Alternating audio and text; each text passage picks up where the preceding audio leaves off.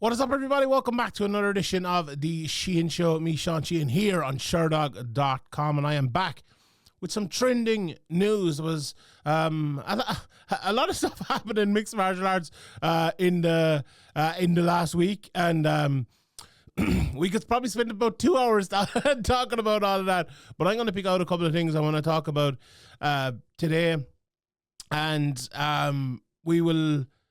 We'll try to right a few wrongs, or give my analysis anyway on things that happen. First thing I want to talk about is the PFL, and they have changed their format.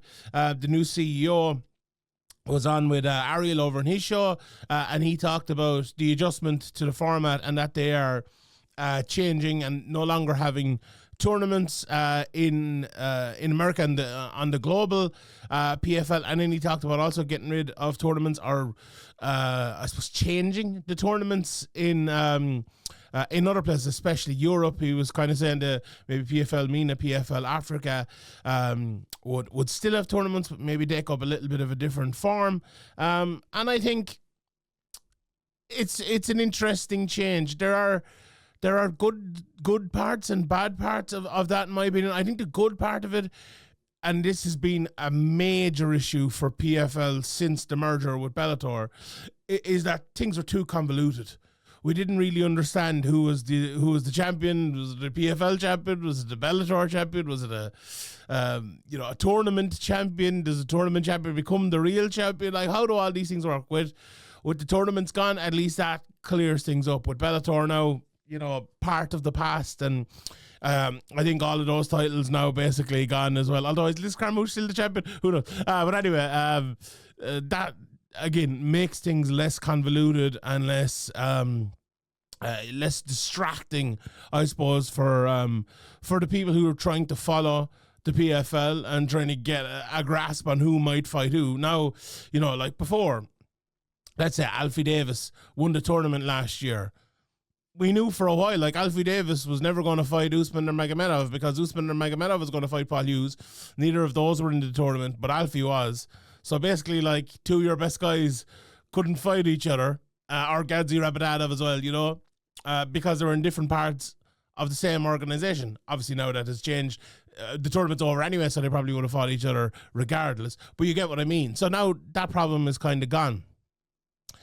The issue, I would say, with it is that I like the tournaments. And the reason I like the tournaments, like at the top end of mixed martial arts, the guys I just mentioned, like people tune in for Paul Hughes versus Usman Nurmagomedov, if they were fighting for a belt, no belt, if it was in the tournament, if it was the tournament championship match or whatever, that doesn't matter, right? The same goes for Dakota Ditcheva or Francis Ngannou, or, even fighters, say, like guys who have a name, who mightn't, reach the championship level at the moment. Say like a Clay Collard or a Brent Primus or someone, people like that.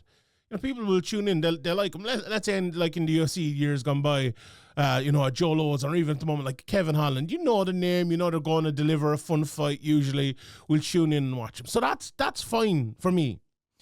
I think what taking away the tournaments effects mostly is the guys maybe you don't know. Say like a Tajin on his way up, right? Now people know him now because he's really good, but like a guy like Tajin, let's say a guy is as good as Tajin and the UFC or in PFL now coming up, and they have a fight on the undercard and they get a good win, and they're like, okay, I'll see you in 3 months, 6 months, whatever.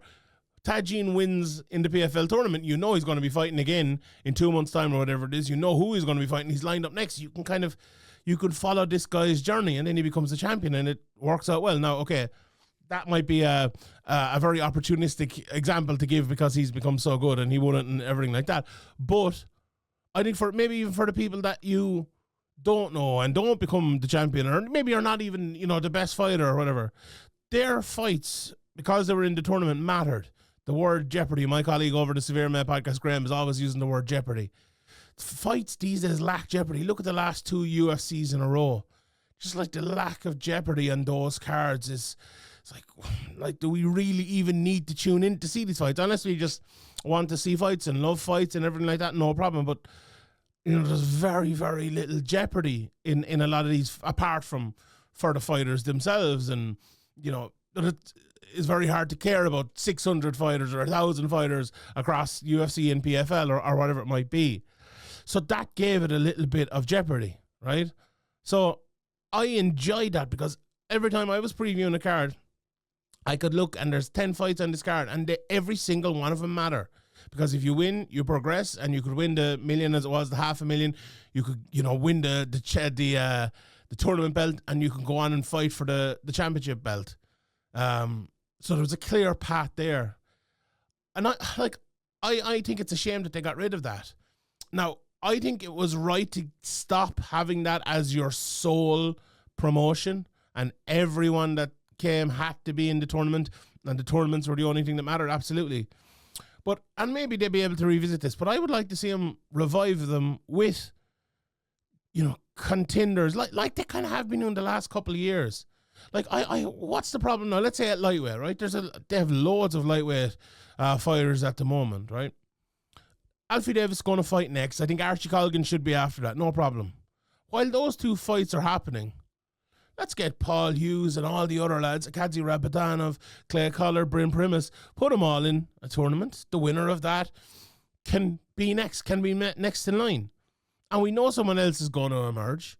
And when the next tournament is on, that person can fight Usman or Magomedov or Paul Hughes or Kadzi Rabadanov, whoever is the champion at the time. And we have another tournament that goes on and on and on. So the tournament is not your be-all and end-all, but your tournament is part of your promotion, and the be-all and end-all is the title at the end of it that you can qualify for, basically, by winning that tournament.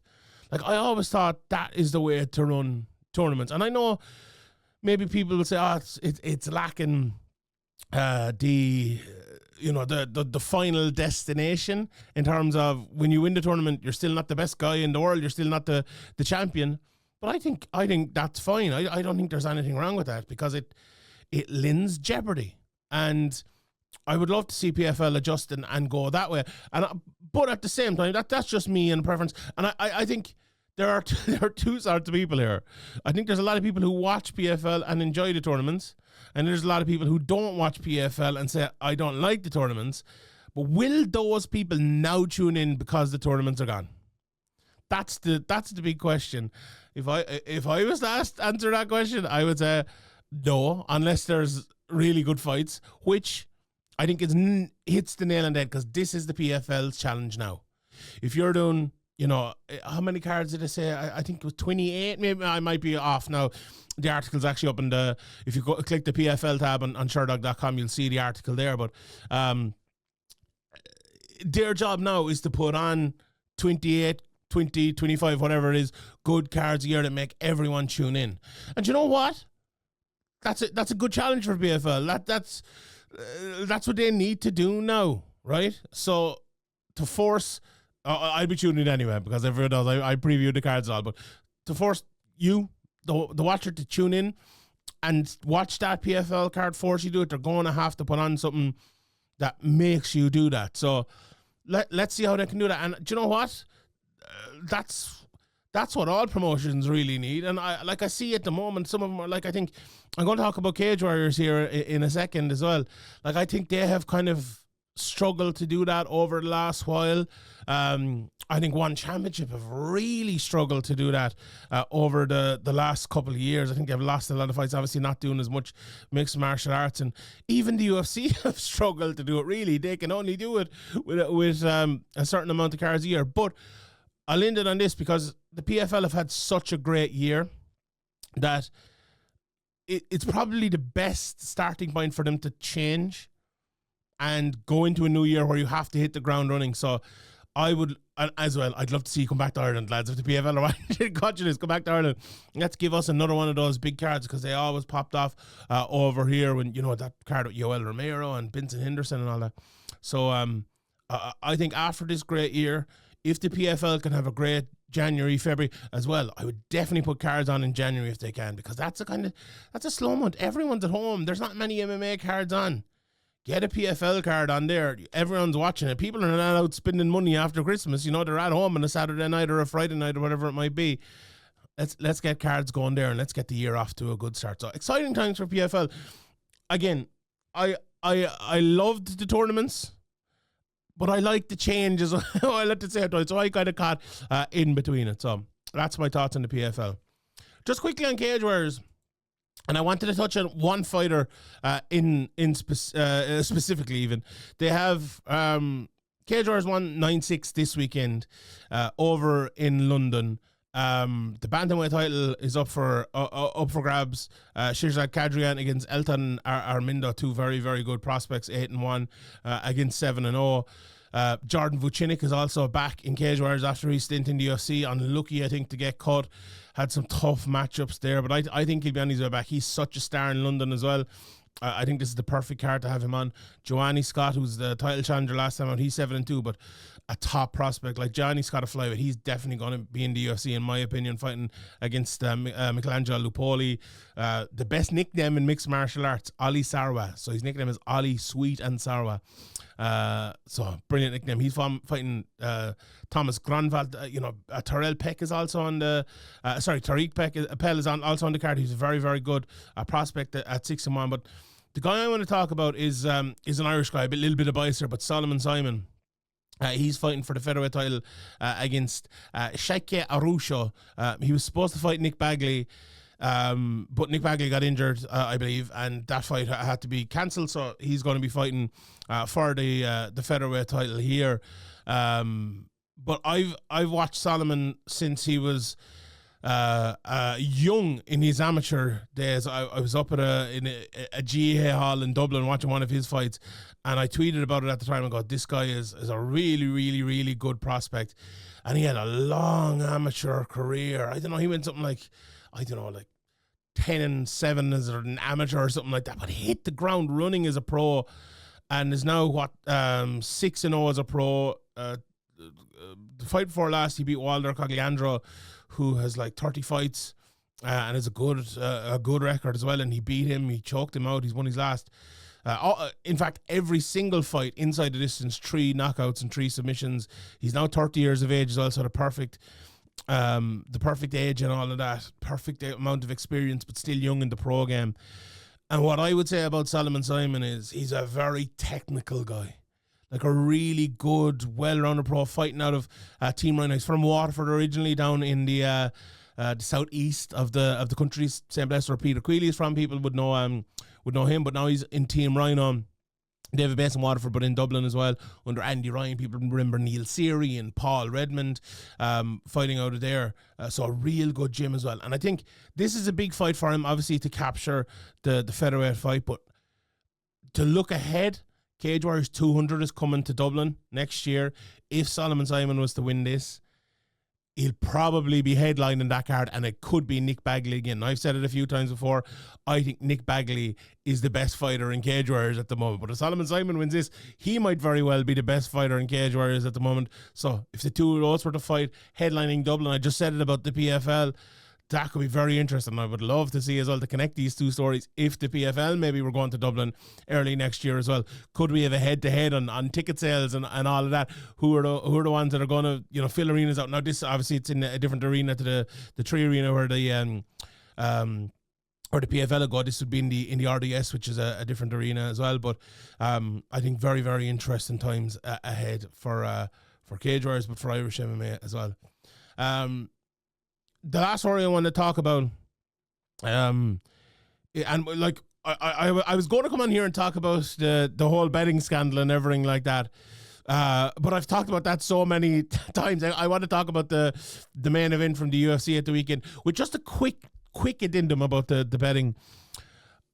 I would just say people who are looking back at other fights or fights that happened since that, if you're looking for a fixed fight, you need to be very careful, because don't get it convoluted, to use that word again, between what low-level mixed martial arts is and fixed mixed martial arts is, because they can sometimes be similar but very, very different things. And I think that is a big case. Like, there's people out there who have given up chokes very, very easily, but it's because they're not high. And now, look, if they fought me, they'd kill me. Let's put that in them. but it's because they're not very high level. Not that they're fixing fights. Now, I'm not saying that no fights are fixed or this one wasn't fixed. Everyone needs to, have their day in court and all that. But that's the one thing I would say. And just on the main event, very, very quickly here, guys. Gabriel Bonfim against Randy Brown, the stoppage. I couldn't believe when I saw so many people talking about this being an early stoppage. Now, I would almost always venture on the side of it is a bit of an early stoppage. Let it go a little bit more. These guys would want you to let it go a little bit more, take one more punch or get choked to sleep or whatever. But in this case, when you, and as well, referees, I've spoken to them before, they always tell me, look at what happened before, right? And what happened before in this was Gabriel Bonfim dominated round 1. He was winning round 2 well. Randy Brown was not going to survive in that fight for much longer, I don't think, either way. But what happened was he took a massive concussive knee, knocked down, his eyes rolled back in his head, he hit his head off the canvas, and when he went down, people are saying he got in a defensive position. That is not a defensive position on purpose. That is him just bouncing and the nerves taking over. And him being like, oh, getting hands up like that. Guys, I'm not Mark Smith's biggest fan. I think he's had a disastrous few weeks, but you cannot criticize him for that. That was a good stoppage. There was absolutely nothing wrong with that. And if we're complaining about stoppages like that, we have big problems, right? And we have much bigger problems in MMA to worry about. So there's the trending news for today. Those are my opinions. Let me know in the comment section below what you think and all of that. I'll have another show later on in the week talking about UFC 322 and previewing a couple of title fights on that card. But until then, thank you very much for tuning in. My name is Sheehan for Sherdog.com, and I'll see you all next time.